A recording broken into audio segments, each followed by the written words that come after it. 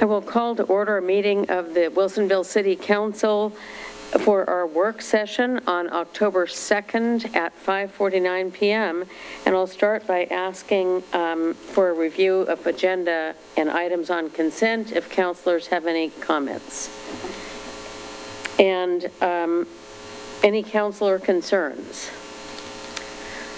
I have one concern that I brought up to the city manager. He's out of the room right now.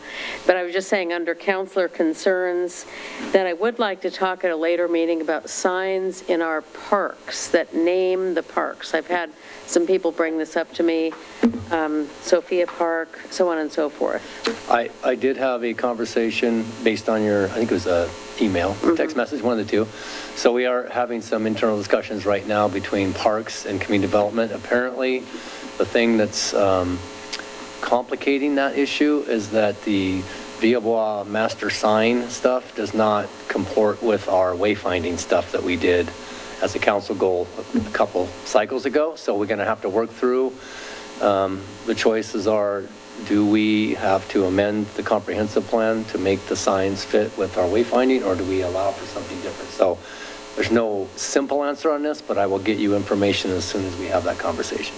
Okay. Okay.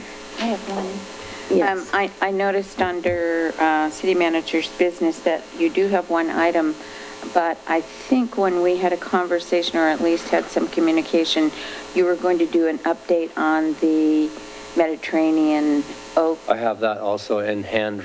I hand wrote it here. Oh, you hand wrote it. I didn't want to forget. Okay. As long as we get that update. Yes. Okay, I will good. update you on both of those. Thank you. Thank you. So those are really important. We'll now go to our work session topic, which is proposed updates, starting with the proposed updates to the solid waste franchise agreement and related administrative rules. And then we have about 15 minutes for that, and then we go to our vertical housing development zone topic about town center. Thank you, Mayor and Councilors. Amanda Guile, Hinman City Attorney. So tonight is a continuation of the work session item that we had at our last work session regarding updates to the solid waste franchise agreement. For tonight, I'm going to go over the 3 questions that we ended the meeting with, the work session with, because I want to make sure that we have some consensus amongst council for how we're going to move forward with some of these policy questions. And then the rest of the time I'll be spending talking about some updates to some metro regulations and some a new program called Recycle Plus, because those are going to be items that will be in the draft administrative rules that you all will look at your next work session. So that's more informational. The direction from council regarding the administrative rules will happen at the next work session.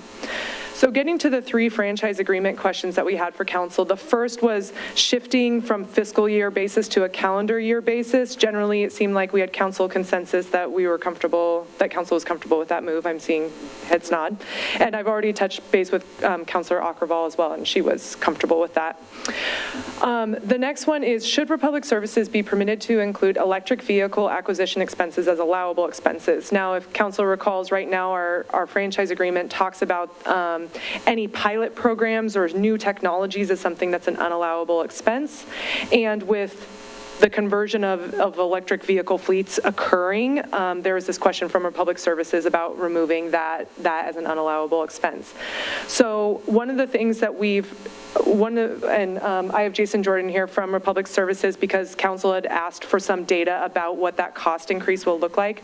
Before I have Jason come up to talk briefly about those, the one thing I will note is that Republic Services has offered, if council recalls, we're making a change about charitable donations, that if council approves a charitable donation, for something in the city, that could be considered an allowable expense. Republic Services is comfortable having similar language with regard to an electric vehicle purchase, where council could approve that as an allowable expense, but it would be upon your approval that it would be included in a rate review. So with that, Jason, if you want to talk a little bit about the facts and figures. All right, good evening, council. For the record, my name is Jason Jordan. I'm the general manager with Republic Services here in Wilsonville, and just wanted to provide a little bit of follow-up. I know from the last work session, questions around the EV infrastructure in the future that we're looking at and what the impact that is to the city of Wilsonville and its residents. So Just a very brief overview. We are partnering with PGE and Shell on the infrastructure that would take place on our site on Ritter. And the EV truck replacement, as you all know, with electric vehicles, the technology is constantly changing, and the refuse collection trucks are no stranger to that as well. So in the span of a few years, as our company's been researching this, we've probably gone through about 3 or 4 iterations of vehicles. And so when we're looking at the cost structure, that's one of the most important things we're looking at is as technology becomes better, and especially when we're looking at what we do with these trucks, the cost slowly decreases. So as it stands today, and the reason I gave you a little bit of that, because what I'm giving you today could be very different 6 months from now, just based on the technology advancements, incentives, and grants that we pursue and receive. But a typical truck, I think, as my counterpart Travis mentioned previous work session, and it's anywhere a difference between about a $250,000 to $350,000 difference on our normal truck or RNG truck replacement to an electric truck. The impact that a typical ratepayer would receive on that is anywhere from about 15 cents to 25 cents a month. So it's about a 0.5% or a 0.7%, depending on the cart size for those residents on just that difference. That being said, there's also a lot that we've looked at, which is one of the other reasons we're looking at electric vehicles, not just because of the environmental impact, but because of the maintenance, the reduction of maintenance costs that happen on the life cycle of those trucks. So that has an impact as well as we go on into the years. So I hope that answers a little bit of the questions about the impact, and I know that there'll be probably some more questions that you have. I do have a question. When you say the repairs has an impact, can you clarify if that means it's a lesser cost, an expected lower cost, or what is the impact? Yeah, I think if you're looking at the initial capital investment, it's about, like I said, 250 to 350 more today, thousand. That impact, and the reason I'm saying this is because we're still building out that infrastructure. We should have the first couple charging units online Q2 of 2024, with just one truck arriving at the end.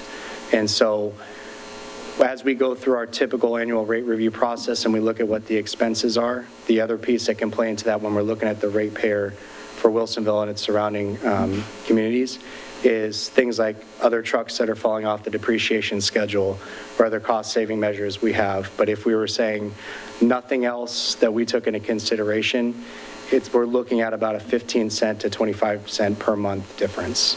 Is there a way of considering an amortization, so to speak, of those capital expenditures and spreading that out? Yeah, and like I said, we're a little bit early on in the sense just because of where those costs fall as we're building this out. The intent would be, if anyone was around here in 2015 when we commissioned our RNG facility and trucks, we made a large investment in our vehicles at that point. We had about 15 trucks that we commissioned online then.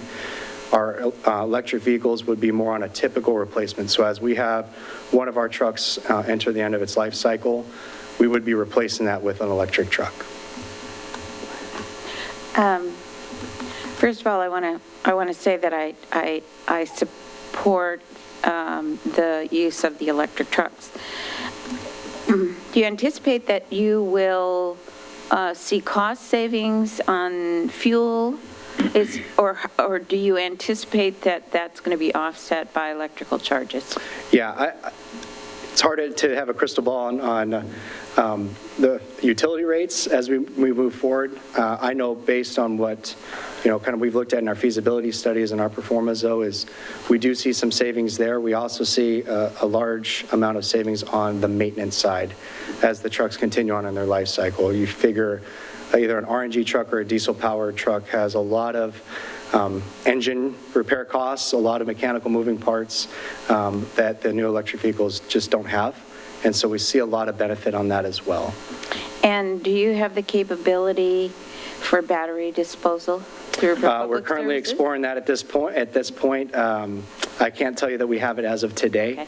But yes, that's something we're actively looking at, knowing not only with our trucks, but all the other vehicles that sooner or later those batteries will need a place to find a home for to be recycled. So as I look at this, this one section, which is in Article 4,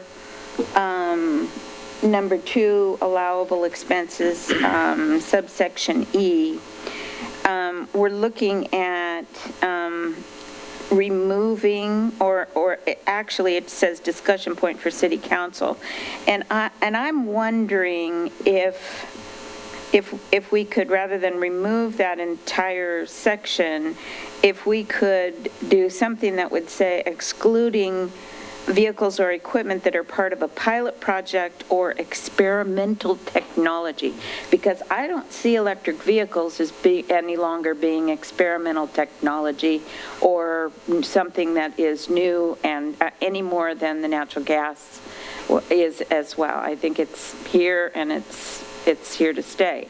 But if it was going to be something that would be something that was a pilot or something that was other emerging technology, that might be something else to think about. Thank you.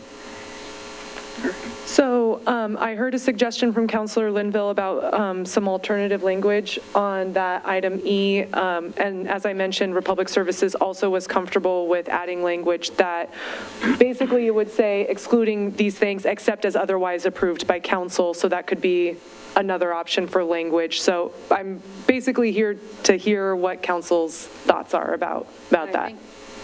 I think your idea of except as otherwise defined is a good one, so that we're not boxed in.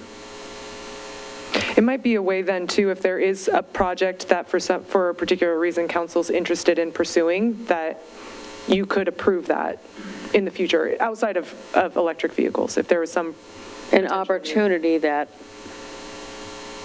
we don't know what it is right now.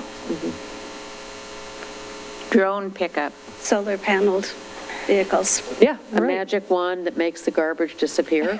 Well, I think some of the things that are coming down are driverless vehicles and some of those other things that, are out there as kind of experimental at this point. And Okay, we can bring back, since we have another work session coming up, we can bring back some alternative language and get council's feedback on that.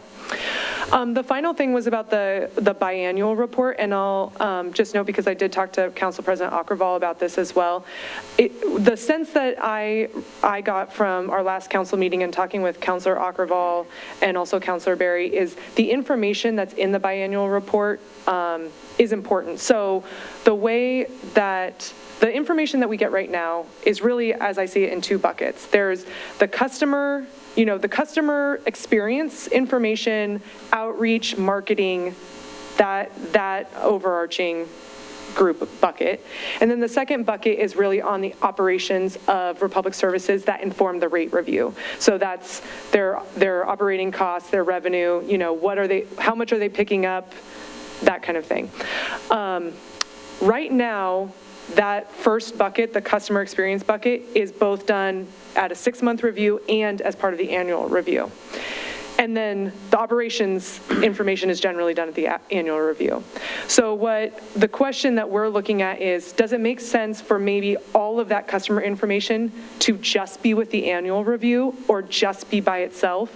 Because it's within 6 months, it might not be enough time to really see trends, and it's a pretty big lift for Public Services to put that information together. The customer information is not something staff particularly use because we get that information in real time. So it's really what is council interested in seeing. And I'll share, because Council President Akroval and I talked about this, and is one of the things, it seems like there's pros and cons of splitting it out. The pro is then you can think about each one independently and focus on, like, if there's a customer issue or outreach issue or whatever the case may be, you can focus on that thing and not have it tied to a larger rate review discussion. But also what we discussed was, having 2 items of basically the same operation 6 months apart, it's hard to track everything, right, versus if it's all at one time. One of the things that we've seen that's happened with the rate review is there's been times where Republic Services, in lieu of doing, a very minor rate reduction, has said, let us do a program this next year to offset that revenue. And if you have what they've done over that course of that year as far as outreach and marketing, it's probably would help inform what that might look like for the next year, having it all at once. But it's really council's prerogative of what information is helpful for you and at what times. And I was going to add that Council President Ockervall wasn't able to be here for this meeting, so you had a discussion earlier. Correct. So we're hearing that. Yes. And Councilor Linville, did you want to add? Yeah, I try and base the decisions like this on what's in the best interest of the citizens of our community. So is it just nice to know what's going on, or does it really impact a decision that the council needs to make as a result of the information that we get? And so my thought is, what do? We don't do anything with that information except to look at it and maybe raise some, unless there was something that really, jumped out.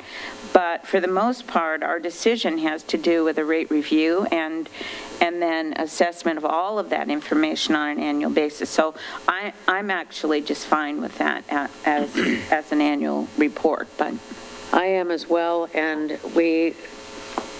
I think we're all interested in doing everything we can to keep the customer experience satisfactory or better and keep the rates managed.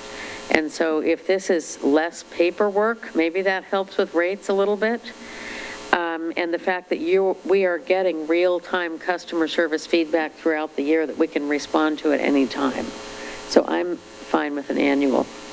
Yeah, that makes sense to me. It sounds like there may have been some problems in the past that we had the biannual report, and those have pretty much been resolved. And we have a good working relationship with the staff working with the company that I agree, we can always go back and change things if we need to, but it sounds like in the interest of our citizens, this will be going forward, be fine. Okay. So I just wanted to highlight something from our last work session. There was a discussion about yard debris and dirt and sod. So we added this language at the very, very end. I'll read it because it's kind of small. We added, yard debris also does not include sod or dirt in excess of de minimis amounts, e.g. dirt that surrounds the root ball of a plant. So the idea is if you're getting rid of your plants or something like that, you can still put it in your yard debris. You just can't put a whole bin full of dirt and sod. And I think that's an easy to understand concept. Yeah. Because anybody can, it's not like so many cubic yards, which right. Most gardeners aren't dealing with that. Yeah. I'm going to skip past the biannual report because we're going to work on some language based on the conversation we just had today. So I'm going to go into the administrative rules. Like I said, you'll see the drafted update to the administrative rules at our next work session. So I'm going to go over a couple of the programs that are informing some of the big changes you're going to see. Some of the council may recall that Metro implemented a commercial food waste program prior to COVID. Because of COVID, it was significantly delayed.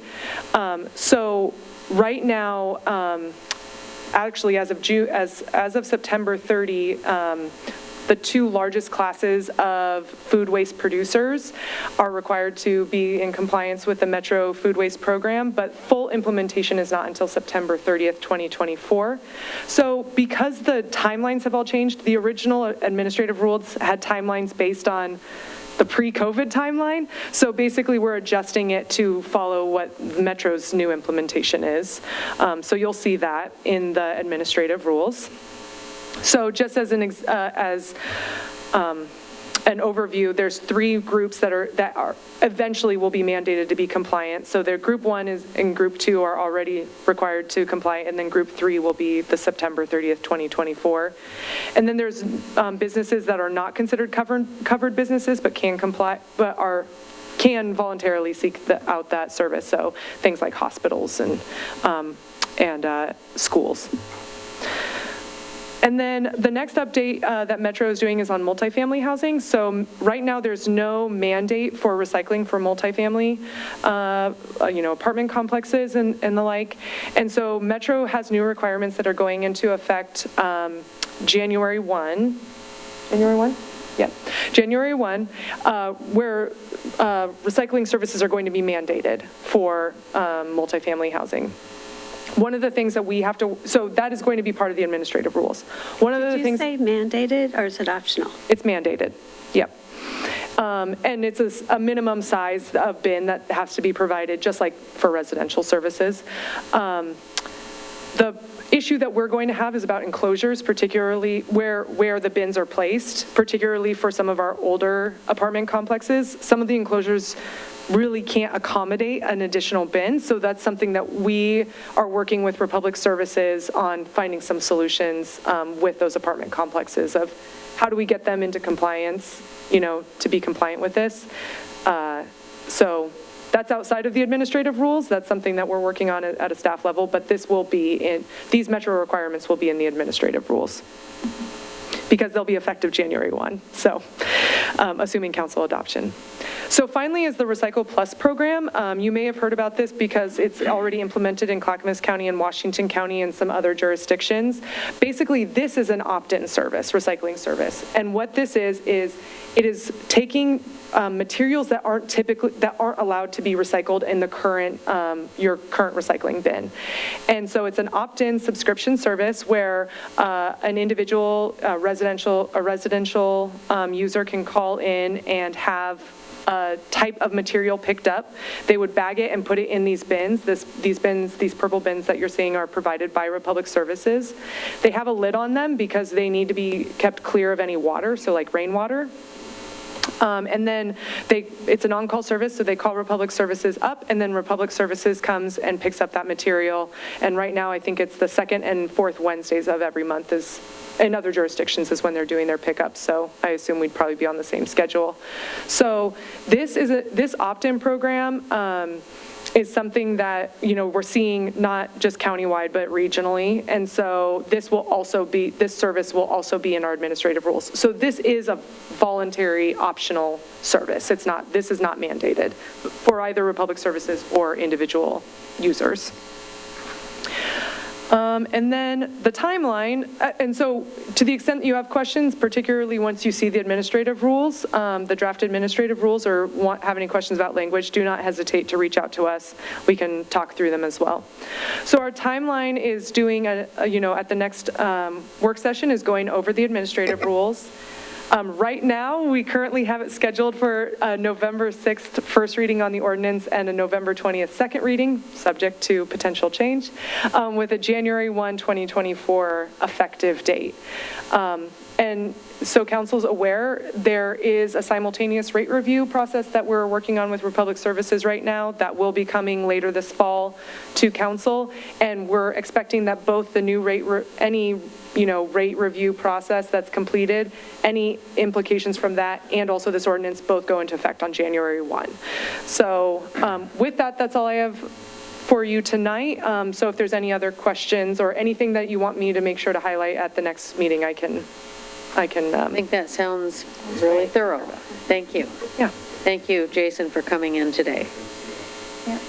So that brings us to the next item with Mr. Lorenzen on our vertical housing development zone and town center urban renewal feasibility study follow-up. Nice long title. Mouthful. Before Matt gets going, Mayor, if I could just real briefly introduce the newest member of our admin team. Leanna, back there. Okay. Leanna Huang is our new communications and marketing coordinator. She's going to help us expand our social media engagement and community outreach efforts. She has a digital marketing arts degree from Oregon State, experience as a photographer and videographer, which will come in very handy.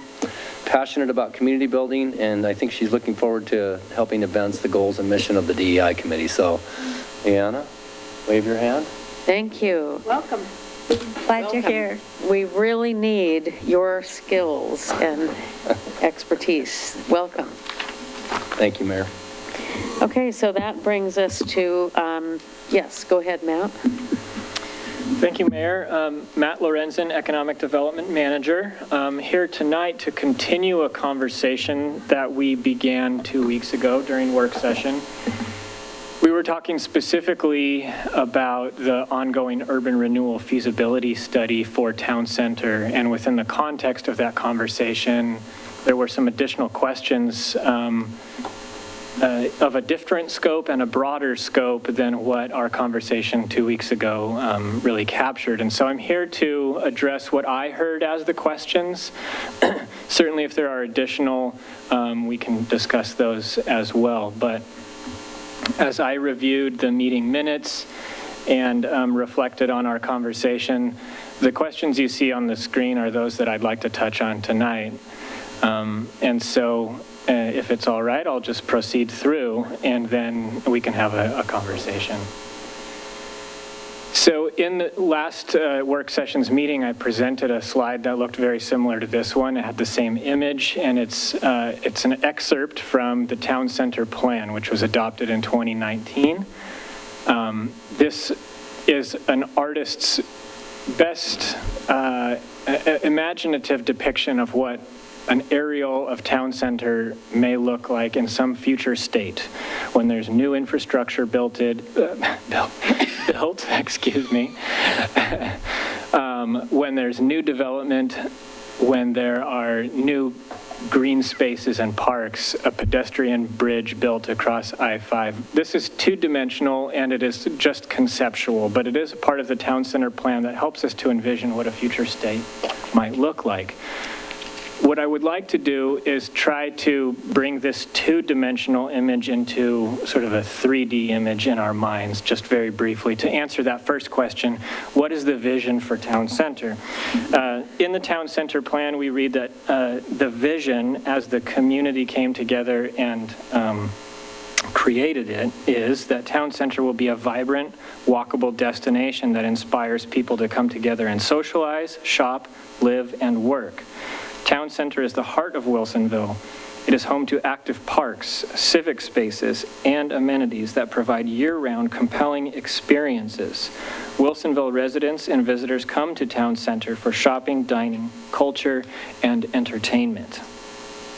So there was a concern raised that this two-dimensional image felt like it was just an amalgamation of apartment complexes and that there was not this vibrant sense to it. And certainly from this image, that may be what you get from it. But when we think of that vision statement and try and visualize what that looks like in built form and in real life, you should imagine something like you see on the screen, where we have wide walkable sidewalks, where you have street trees, where you have active ground floors with living above. We talked about, and the vision talked about walkability, whereas today's Town Center is very auto-centric, the future Town Center is more accessible to not only pedestrians, but it's open for civic spaces, festivals, gatherings of the community. Bicycles and pedestrian infrastructure is enhanced. Other spaces for gathering, for dining, cultural, a nightlife, if you will, whereas right now Town Center is more of a 12-hour commercial district. The future state is something more like an 18-hour business district where there are things happening at night. I'll conclude this section by just bringing you another image that's excerpted from the Town Center Plan. This is, again, another artist's best attempt to help us visualize what a future state might look like. But this promenade that you see is called out in the Town Center Plan. And off in the distance, if you look at this image, you can see the bicycle and pedestrian bridge crossing I-5. You can see the movie theater, which, as we know, may or may not be there in the future, but the artist, again, captured it. But you see multi-story development. You see a lot of vibrancy and activity, a diverse array of built structures. the greenery that we love Wilsonville for is built into the built form as well. So that, I hope, is a good summary of what that two-dimensional image is trying to convey, maybe but coming slightly short. So the question then is, what tools do we have available to us to bring about this vision of town center? And they basically fall into two categories as I see it. You have the carrot and you have the stick. The carrot being something like incentive programs, and the stick being our regulatory framework that mandates through policy how development shall occur. The vertical housing development zone tool is something that falls into the carrot category, or an incentive. So it's an incentive that is meant to bring about mixed-use development. And what that means, again, is that the ground floor would be an active, publicly accessible use, or at least primarily, and then that the upper floors are used for either office, commercial, or primarily residential living spaces.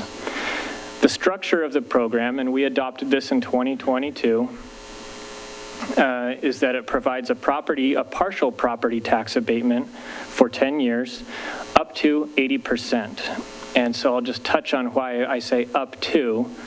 The way that the incentive is structured is that it's called the vertical housing development zone intentionally because it provides a greater incentive for each story that the developer builds above the ground floor to get that denser, more vertically oriented development pattern.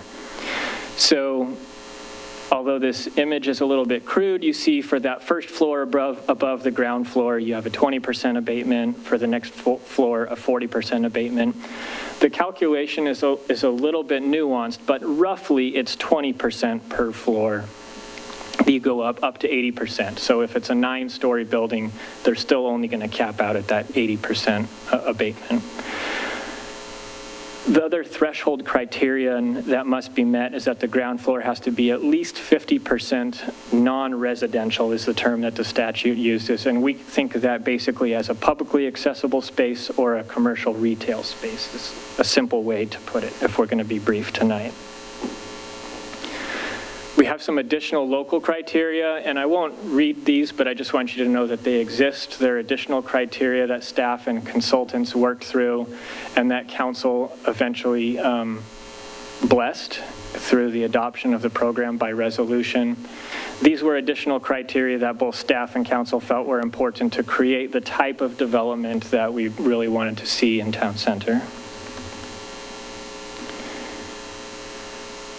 So I'm going to actually skip forward just for a second. This slide, or one that looks very similar to it, was one that caused alarm. I just had I'm sorry. a quick question. Going back a slide, or maybe it's 2 slides now. It's there, that one. Residential common areas excluded. What's that mean? That simply means that when an applicant is trying to meet that 50% space threshold on the ground floor, they cannot meet that requirement by using, for example, a lobby. Or a mail room.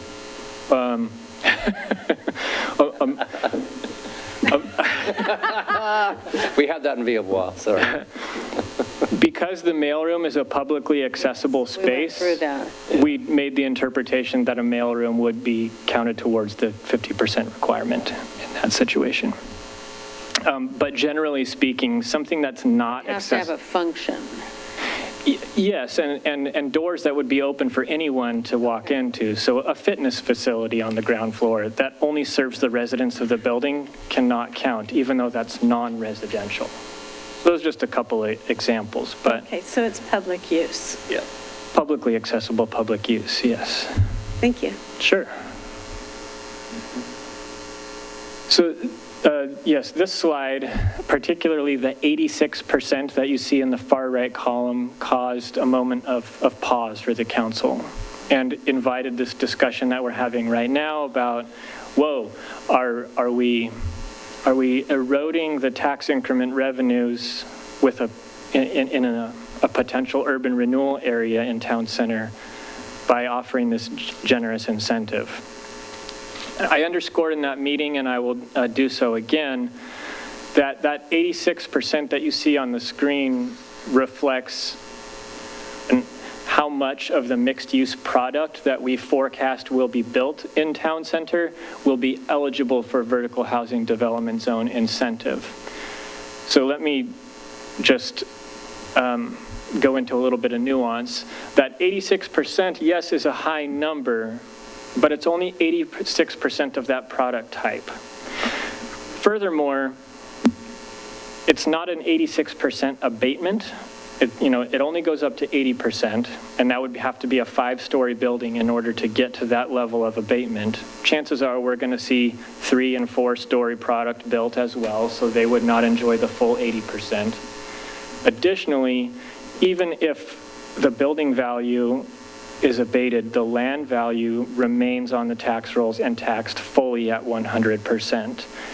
And when new development occurs on a site, that site is fully reassessed for taxation purposes. So while it has been increasing at a modest 3% per year in assessed value, when that property is reassessed, that land value is going to get adjusted up considerably, especially considering the new zoning that applies in town center, which allows for this denser, more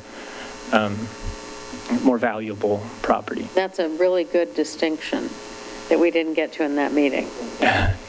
Could you, maybe you're going to get to this. Go ahead. So on the slide, that's a couple slides ahead where it shows the 86%, which can we look at that again? Yes. Please, okay. So of the mixed-use residential, maybe just go through that again, like what percentage, we would only be guessing right here, we'd have to be guessing of the whole town center area, what percentage of that might be in mixed-use residential? Yeah, so we did that exercise, and that was in last meeting's presentation, which I brought with me here, but which I don't have to put on the screen. But if we're talking about percentages, that's a little bit more difficult for me, but I can make an attempt here. The most prominent development type that we forecasted is mixed-use residential in the area. So I don't mean to diminish that and suggest that it's not going to be a big part of town center.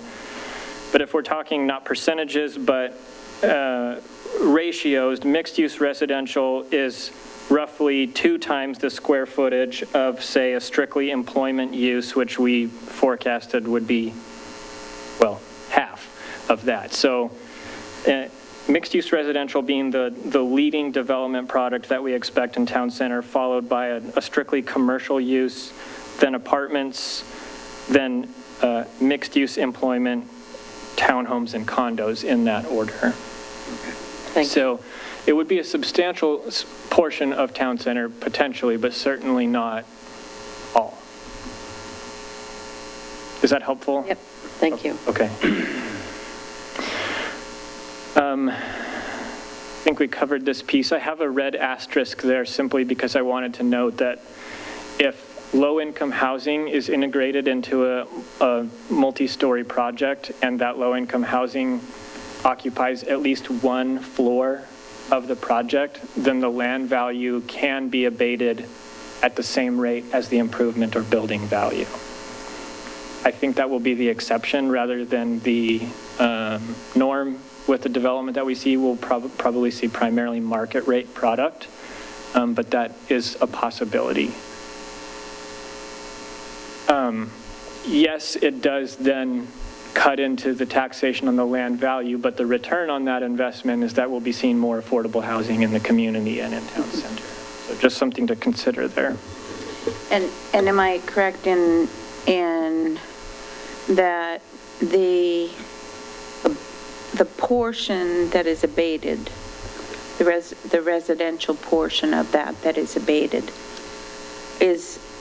would only be for the first 10 years? Correct. And then after that, it would be fully taxed. That's exactly right. Okay. Yeah. So these are the two areas highlighted in green where it applies in Villebois Village Center and then certain sections of Town Center.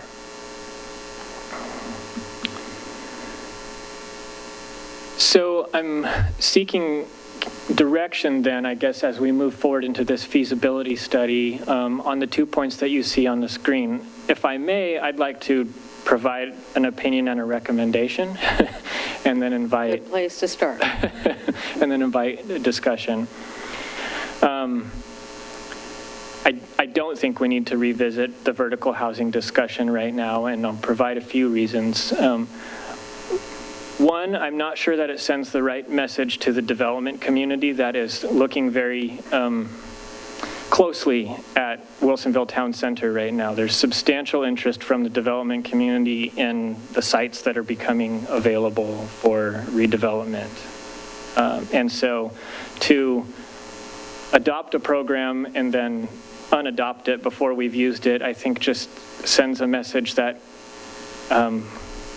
we're not committed to what we set out to do. Secondly,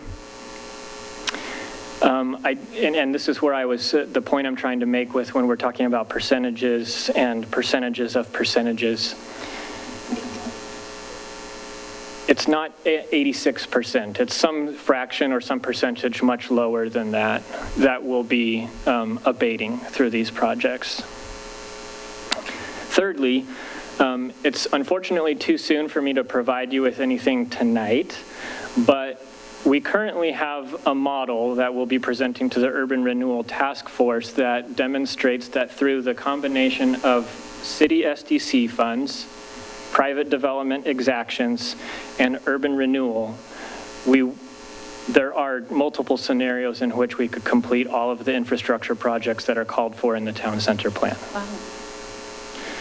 Okay. So I know that that was Councilor Linville's concern at the last meeting, and that's, I think, the concern with vertical housing. Are we precluding the possibility of realizing the vision of the town center plan if we are foregoing tax revenue?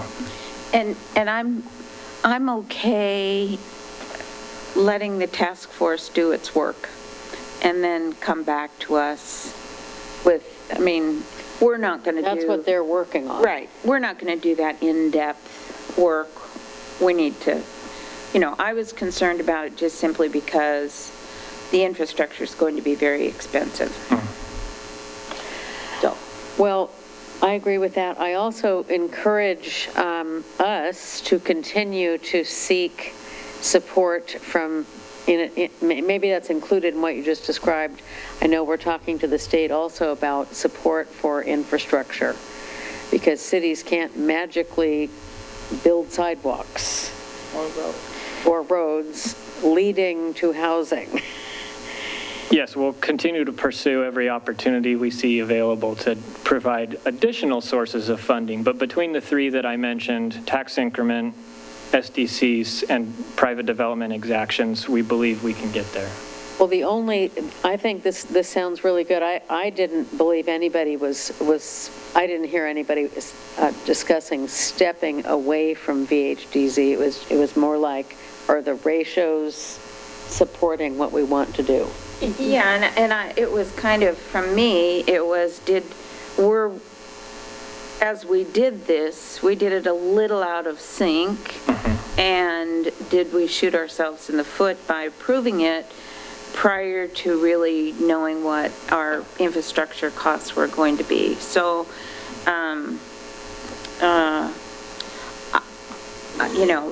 if it needs to be revisited, that would be a recommendation that would come from the task force as being a shortfall. But I think... It sounds like they have not identified that. Yeah, it does. Yeah. And I'm fine with your recommendation. I would agree with you, since we already have interest, and I think actually, have we not had one approval using the vertical housing development zone? We have. So, of course, since it's not built yet, they're not enjoying the benefit, but they've received a conditional approval. And they've been very clear that if the VHDZ incentive didn't exist, their project would not be happening. Right. And as I mentioned at the last meeting, I heard the same thing from the mayor of another city that already has a lot more retail than we do. I did want to ask another question, though, about it's the same slide that Councilor Berry asked about with the couple slides back. This one.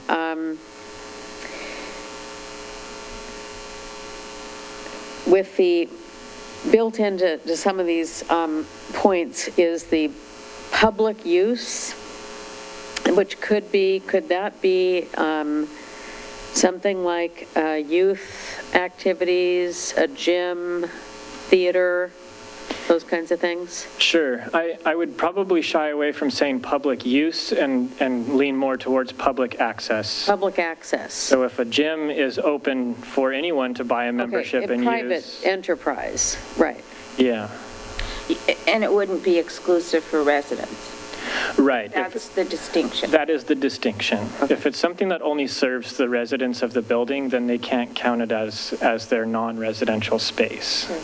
Well, we've recently had some tours. This is not exactly only about town center, but the council did have some tours of parks, facilities, and so forth. And one of the tours that was really inspiring was in Sherwood, seeing the level of activity they have of their theater.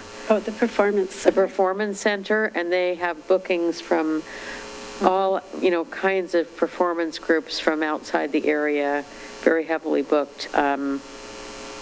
For all sorts of activities. Yeah, and it's a multi. All kinds of activities, arts groups, ballet, theater, meetings, so on and so forth. Wine tasting event they had there. Okay. Everyone, something for everyone. Right. All right. All year round. Like, it seemed like they were able to use that facility all year round. All year round. Including during COVID. Right.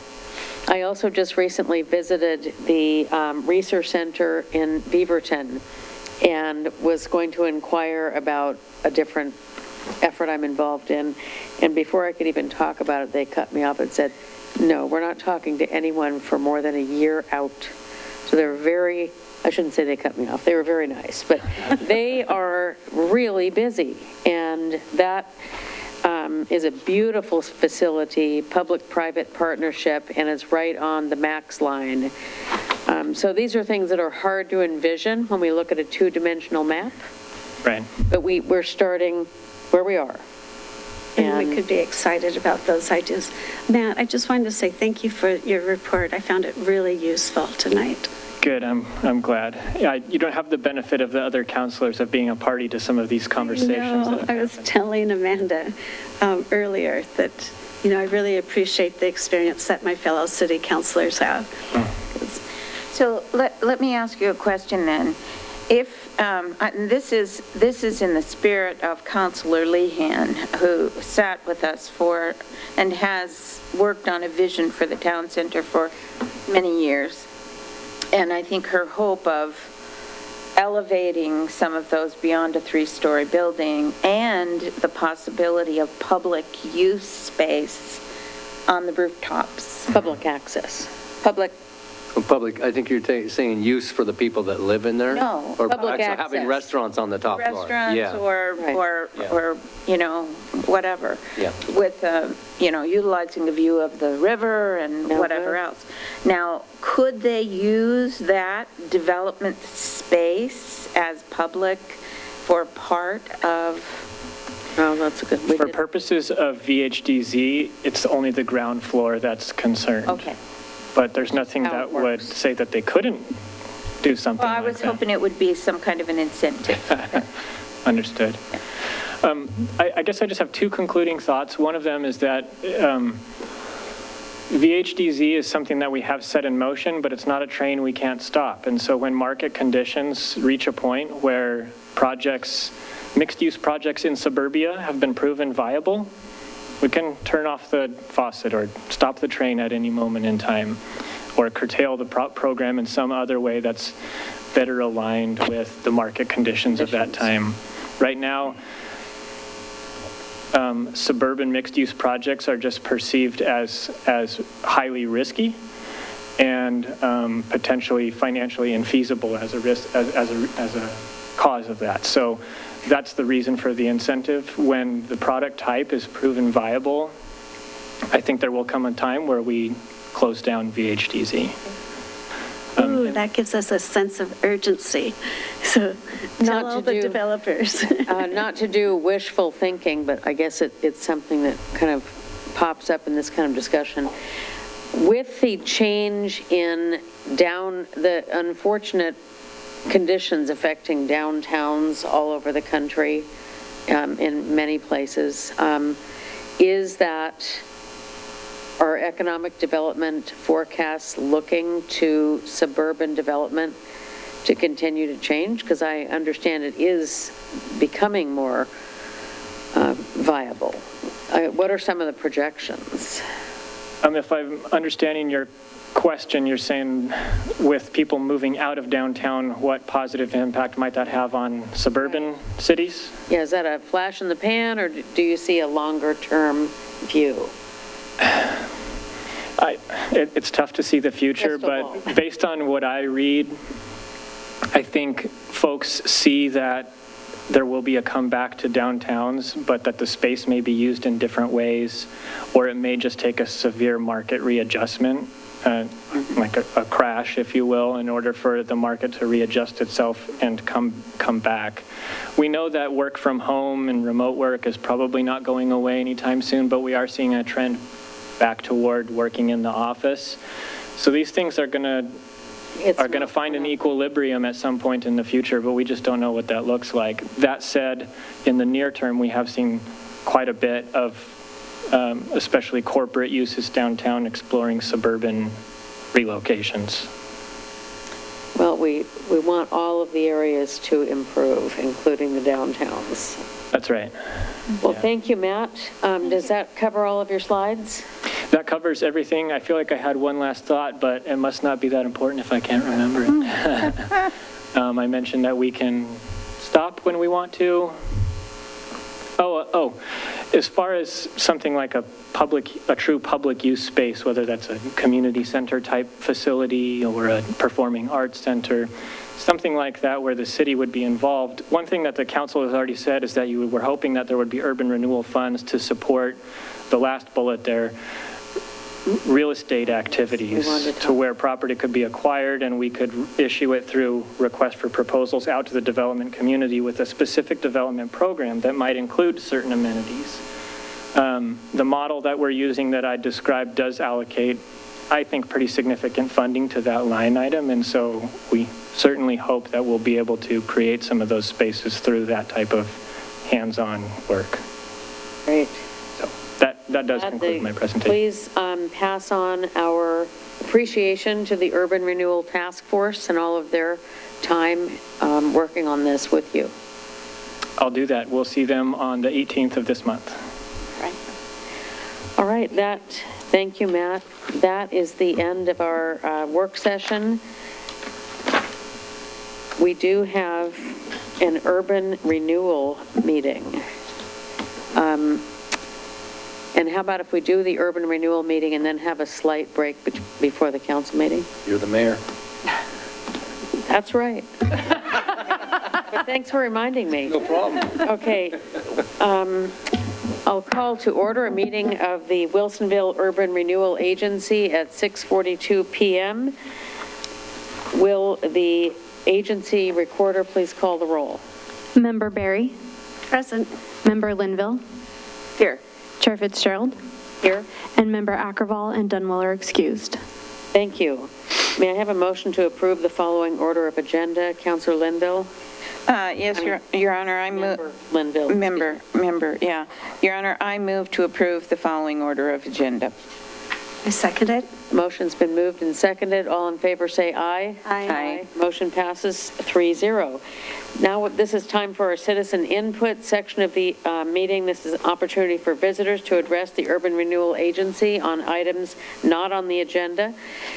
Before I continue with this, do we have anyone waiting to, Anybody in the audience wish to address the Urban Renewal Agency? Anybody on Zoom? Nope. haven't we agreed I don't need to read that? don't need to read Okay, it as if much as I nobody's really waiting. like to. Okay. That brings us to the consent agenda. Will the agency attorney please read it? Minutes of the July 17, 2023 Urban Renewal Agency meeting. May I have a motion to approve the consent agenda as read? I move to approve the consent agenda as read. Do I have a second? I second. The motion's been moved and seconded. All in favor, say aye. Aye. Motion passes 3-0. That brings us to our public hearing for Urban Renewal Agency Resolution number 339. Will the agency attorney please read the resolution by title? URA Resolution Number 339, a resolution of the City of Wilsonville Urban Renewal Agency authorizing a supplemental budget adjustment for fiscal year 2023-24. Thank you. The order of procedure for tonight's hearing is set out in detail in our city code. In brief, we will start with the staff report. Next, the public will be asked to provide testimony. I will ask everyone who signed up in advance to testify first in the order in which they signed up. Then I will ask if anyone present in council chambers would like to testify. Then I will ask anyone who is in the Zoom meeting who has not testified but would like to testify to do so. For those in the audience, please fill out a speaker card and provide it to the agency recorder. For those on Zoom, if you want to provide public testimony remotely during the meeting, please use the raise hand feature in Zoom or press *9 on your telephone to notify the city recorder you wish to speak when time for public testimony is called. If you are having difficulties with these instructions, you may call the number on the screen, 1-669-900-6833, and when prompted, enter webinar ID number 815-3605-6468. When you begin your testimony, please state your name and address for the record unless you have submitted your address in writing to the agency recorder in advance. After each person testifies, members may pose questions to me to be addressed by the person who has testified or to staff to clarify any information that was conveyed in the testimony. Once the agency has heard from everyone and the agency is satisfied it has all the information it needs to render a decision, the public hearing will be closed. Agency deliberates and I will announce the result. We wish to hear from everyone who wants to testify. However, we request that you refrain from repeating testimony already given by someone else. If you agree with what someone before you has said, please provide your testimony indicating that you concur with what has been previously said. Public testimony will be limited to 3 minutes. We will time the testimony and provide you with a visual warning when there is 1 minute remaining.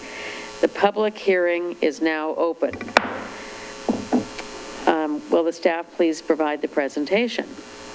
Good evening. I'm Catherine Smith, the city's Assistant Finance Director. Before you this evening is a budget supplemental. Notice of this public hearing was published in the Wilsonville Spokesman on September 21st and September 28th. The total budget supplemental is for $1.7 million as detailed in your packet. This is for the rollover of capital project funds for 3 urban renewal projects, 5th and Kinsman, Beckman Dip Bridge, and Brown Road improvements. Additional supporting detail is included in the staff report within your packet. And that concludes our presentation. Thank you. Thank you. Does any member have any questions for staff at this time after reading the material in the packet? Not seeing any questions. Do we have any public testimony? No one? Okay.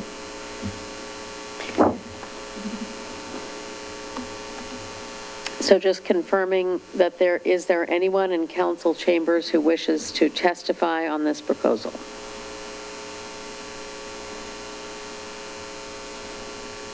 We have no one on Zoom.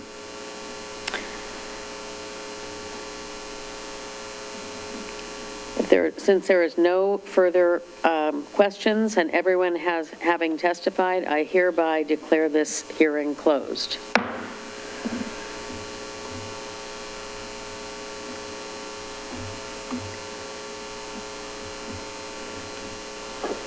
It is now time for the agency to consider Urban Renewal Agency Resolution Number 339. Do I have a motion? Do you want discussion before or after the motion? After the motion. Okay. Your Honor, I move to adopt URA Resolution Number 339. Is there a second? Seconded. The motion's been moved and seconded. Is there any discussion? Member Linville? Yes. I just wanted to mention that this supplemental budget adjustment is in compliance with ORS 294-.480. I don't see anything in the staff report or in the resolution itself that would concern me, and since these funds are rolled over and part of the contingency, it's just reappropriation of the funds. So, Thank you fine with that. for your comments, Member Linville. Any other comments? Hearing no further discussion or commentary, I will call for a vote on the motion. Those in favor, say aye. Aye. Opposed? The motion passes 3-0. I will now adjourn the meeting of the Urban Renewal Agency. So for everyone who's been waiting for the city council meeting to start, I guess we're right about on time. You are? So we're going to start the city council meeting at 7 p.m.